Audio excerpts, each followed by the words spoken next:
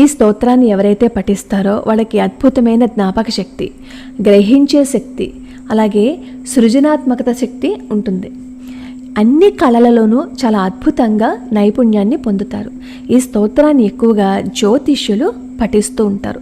వాళ్ళకి అమ్మవారి అనుగ్రహం చాలా శీఘ్రంగా వస్తుందని చెప్పి.